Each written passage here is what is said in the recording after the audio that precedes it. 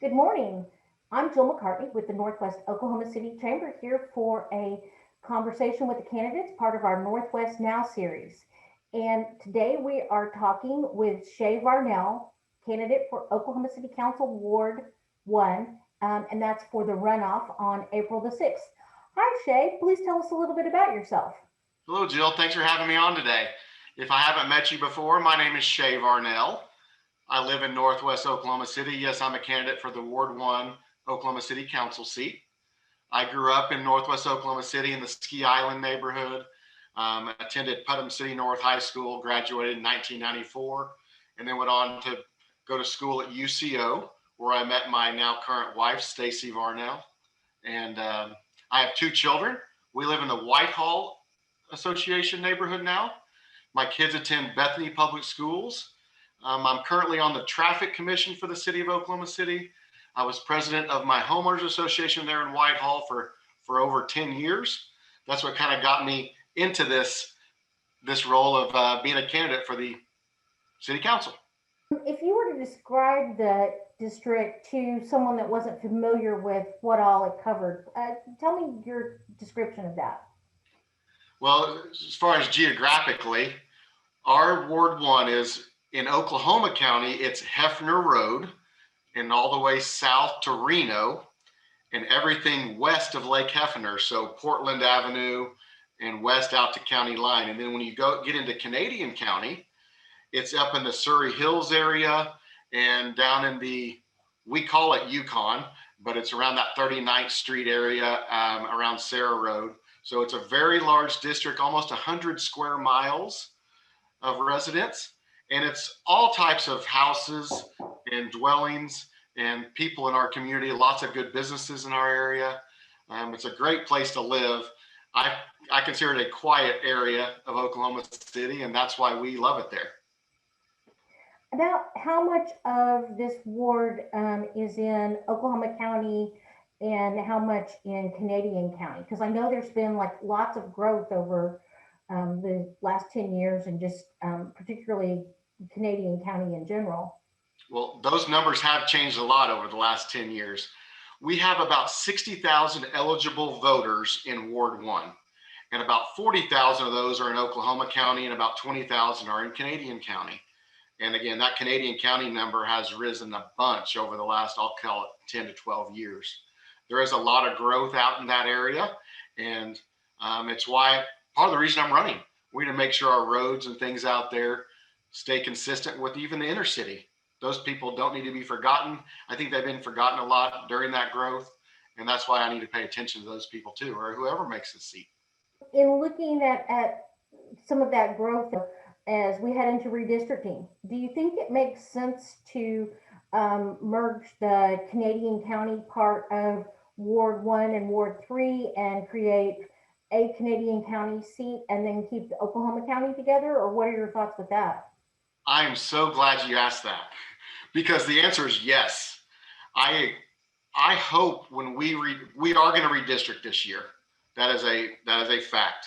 I actually hope we expand and put 2 more counselors on the board or on the city council, because we still have 8 city councilmen. We've had that for a long time, and our city's grown so much. Canadian County residents sometimes don't identify as Oklahoma City residents because their addresses don't support that. They call themselves Yukon people or Piedmont people because that's what their address actually says. I'm very in support of adding seats to the council as long as we do it the right way. And if we redistrict, I'm definitely going to push for Canadian County to have their own seat, because that's how they identify. They identify with Canadian County people more than they identify with Oklahoma City people. And that's not just something I think is the case. They tell me that when I've knocked on their doors. In looking at the roads in this area, how can we better manage the road situation, particularly in Ward 1? Well, I drive along Wilshire and Hefner Road between County Line and West a lot, especially during this campaign. And those roads are terrible. They are absolutely horrible. There is a lot of work going on right now with Better Streets, Safer City program to make those roads better. A lot of times those roads are only 2 lanes and they need to be 4. And some of those, that money doesn't do that. It just repaves them in a lot of places. And so we have to pay attention to the roads, especially in Canadian County. We've been very lucky more in the central part of this ward and in the Oklahoma County area, where a lot of neighborhoods have been resurfaced, a lot of the major thoroughfares, and Canadian County is getting neglected. And that has not gone unnoticed when I've been campaigning. I've gotten a lot of emails, questions, phone calls about that. And that's what I tell them was going to be one of my top priorities. When I first started this campaign, I didn't know it was that big of an issue until I started talking to the people. And I have pushed that to number 1 on my list. It was number 2 when I talked about roads. And now that has got to be a priority, the roads out there, because they're literally tearing up our vehicles as we're driving along. And with the storms we've had over the last 4 or 5 months, with the ice storms and snowstorms, it's made it a lot worse. And the pothole fillers can't get out there fast enough, or if they do, they just open back up because there is so much traffic. All this construction out there is made it very difficult for our city to keep up, but we need a voice at city council to make sure they get their roads that they deserve and they pay for it. So one of the real assets of this district is parks and recreation. It's got both Lake Overholser and the Stinchcombe Wildlife Refuge, and then also Lake Hefner with all of the many resources, including the golf course and Stars and Stripes Park and so many things there. But we also hear that there are areas of Ward 1 that feel like they don't have access to enough good parks. How do you balance those things? that's a great question, because I back up to Lake Hefner. My house is literally right next to Lake Hefner, so we use that area a lot. I play golf out at Lake Hefner a lot, and those areas are, like you said, need to be a focal point. The Overholser area and the Stinchcombe Park area, those are such great areas that people don't take advantage of. And I wish they did. There is a new park out that direction, just on the west side of Overholser, that's getting used a lot. I think it's wonderful.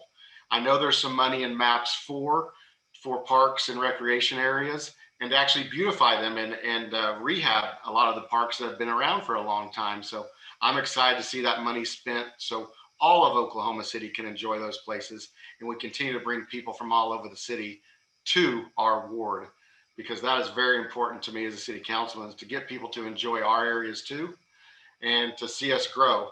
And that's where we have so much growth, especially on the west side of our ward. I'm not sure if there's a plan in place for even more parks, especially up in that Surrey Hills area, but I hope there is, because they need a nice park like I get to enjoy just a mile from my house every day. So parks is big on my list too.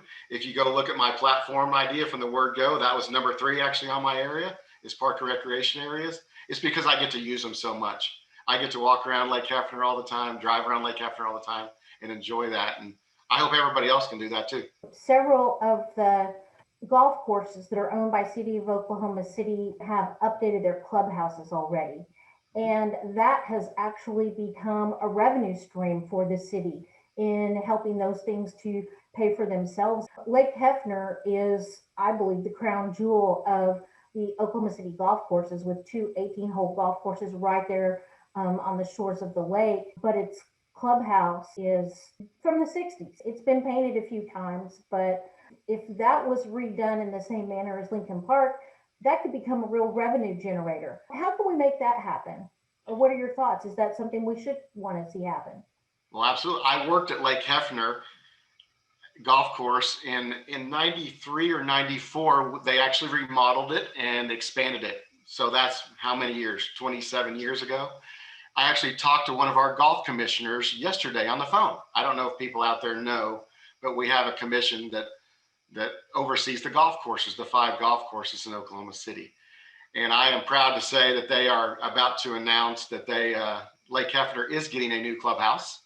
And that's going to start as early as 2023, but probably 2024. And it's going to be as good as Lincoln Parks is. And Early Wine's about to start on their clubhouse.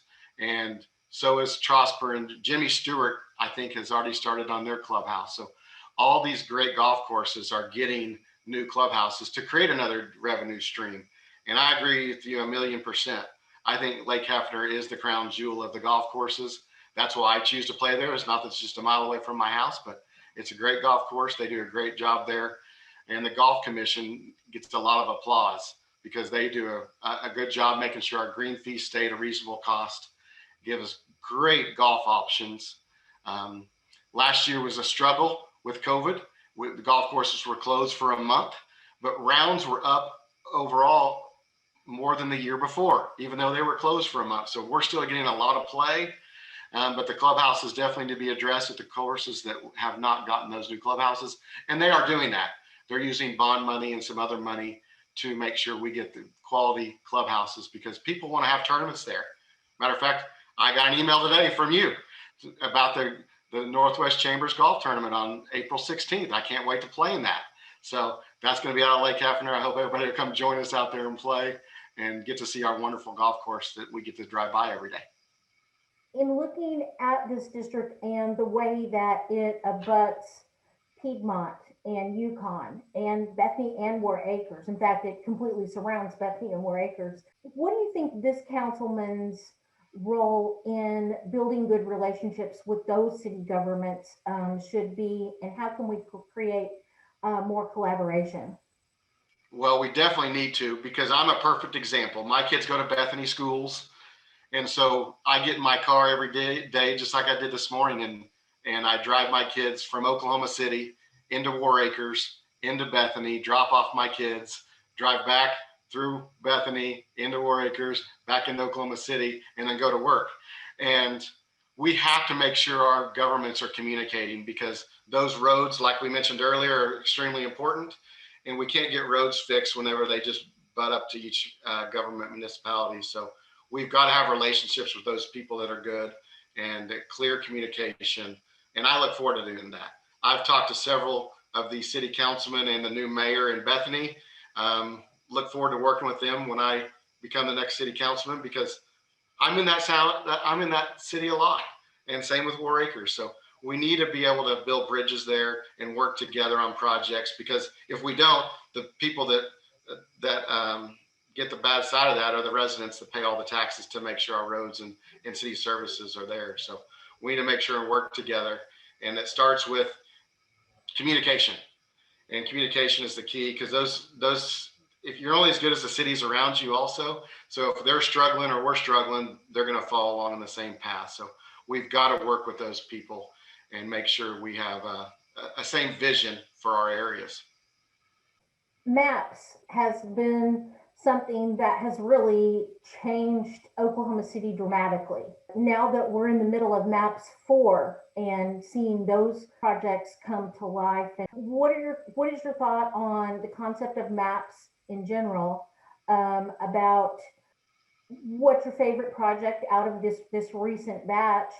And do you think maps should proceed, and if so, in what manner? Well, maps, I'll start with the very beginning. Maps 1 transformed our city back in the early 90s. And I loved Maps 1. Maps 2 was equally as fantastic. Maps 3, I'll call it good. Maps 4, I'm not as excited about in some areas. But what I am most excited about is the money that's being allocated to go back to neighborhoods. I mentioned earlier, I was my HOA president for 10 years and on the board for like 13 or 14 years. And so I know what neighborhoods need, if it's sidewalks or if it's help with a local park. Those are the type of, or beautification. There's money in there for sidewalks and trees and beautification of neighborhoods too. And that's what the neighborhoods need, is to money go back to the neighborhoods, not just to go downtown, money to be focused back toward some of our outlying areas. Again, not to just all go downtown. And so I'm looking very forward to helping steer projects that will help Ward 1 and all the neighborhoods around, because we can't lose focus of neighborhoods because they don't have the money to make sure their exteriors look as good as some other neighborhoods. So we need to work with our neighborhood associations and make sure that they are equally as good as some of the other neighborhoods around them. When they're struggling, Maps needs to step up and help them too. And There are some projects in maps where I'm not a big fan of. I'll just be honest with you. I'm on the record of this. People ask me about it almost every door I knock on. They ask me about maps, and so I think there are certain projects that need to go first, and those are the ones that benefit everybody, not just the ones that some influential people in town want to make sure their businesses are better. What are your thoughts on how to get more citizens throughout this area and businesses as well engaged with the city? And as a councilman, what would you do to get more folks involved and informed about what's going on? I'm glad you asked, because I'm stealing a line from Todd Lamb. I heard him say the other day, we don't need more taxes, we need more taxpayers, which means we need to bring people into Oklahoma City. It all starts at the ground level. I think education is important. Corporations are kind of scared to move to Oklahoma City because of our education system isn't as good as we hoped it would be. So I'm looking for the city and myself to work with school districts to help them get a leg up, to help our education system be as best as it can. Because if we have a good education system, the businesses will follow. They will come here. One of our biggest export is our college graduates, and I hate it when people get an education here and then leave and go to other states and other cities. So we need to do whatever we can to bring jobs to Oklahoma City, to keep our educated people here, or to keep our trades here so they don't go other places. So I look forward to jumping in the middle of that thing. And I really think it starts at education and making sure we have the correct housing. We have to have the affordable housing or the correct housing in place to support those jobs too. So we're going to make sure we have a lot of things in the right way before we just start growing in an unsustainable manner. So that's why I think education and the correct housing is very important to bringing jobs to Oklahoma City. You're basically asking what's the difference. My experience. It's my experience on my homeowners association board. It's my experience on the traffic commission. I'm on the traffic commission for the city of Oklahoma City. I was asked to bid on that, or to be on that commission, from our current city councilman, James Greiner. He had seen my work on my homeowners association for so many years. He saw I was a very good communicator with people around me. He thought I'd do a great job on the traffic commission, and the traffic commission sits on that horseshoe just like the other city councilmen, and we do traffic issues for the city of Oklahoma City. That experience is invaluable, along with my HOA experience, to this city. It already gives me an insight what we need, how the system works, and where we should be going. I won't be coming in here blind and new at this. I actually have made these decisions for my ward and for the city already. And I think that is the biggest thing between me and my opponent. I'm ready for this. Right now, there's a lot of animosity and polarization in the national politics. And this is a nonpartisan seat, but sometimes party politics tends to kind of trickle down in, or what do you feel like is the role of this as being a nonpartisan seat, and what do you think about that when it trickles in? Well, almost every door I knock on, they ask about my political affiliation. And I have to remind them that it is a nonpartisan thing, because I don't think there is room in city government for party politics. I think it shouldn't be there. I think you need to talk to the candidates or your city councilman about their beliefs. And that's what I like to talk about. What I believe on certain issues is what I really want to talk about. So I do not think party politics has any room in city government, especially in Oklahoma City. Oklahoma City is very close Republican and Democrat, we'll call it. So very close. It's dang near down the middle. And so that tells you if you try to get too far right or too far left in the city, you're going to start alienating a lot of people. And that's why I think I'm a perfect candidate for this, because I don't get very radical either way on certain issues. So I hope party politics stay out of city government. There are some alignments, as you see city council now, but that's fine. That's just because of their belief system. I don't think it's because of their party affiliation, is my opinion. So in our ward, I thought our ward was very, very, very Republican when I first started this, and I started getting the list and started looking at it, and I was glad to see it was a lot more diverse than it looks. So It's been very fun introducing myself and having those conversations. And just to be honest with you, I've lost votes because of where I'm affiliated, and I've gained votes because of where I'm affiliated. But my education to the voters is I am not a party politic guy. And I think what's helped me get to the runoff. There were a lot of people in this race, a lot of people. And it's down to, I think, two very good candidates. And I definitely think I'm the most qualified for my experience. And I'm going to try to keep party politics out of this as much as possible. Well, on behalf of the Northwest Oklahoma City Chamber, the WestTen District, and the Yukon Chamber, we want to say thank you very much for spending some time with us today. All the best to you on April 6th. Thank you very much for having me, Jill. I really appreciate it.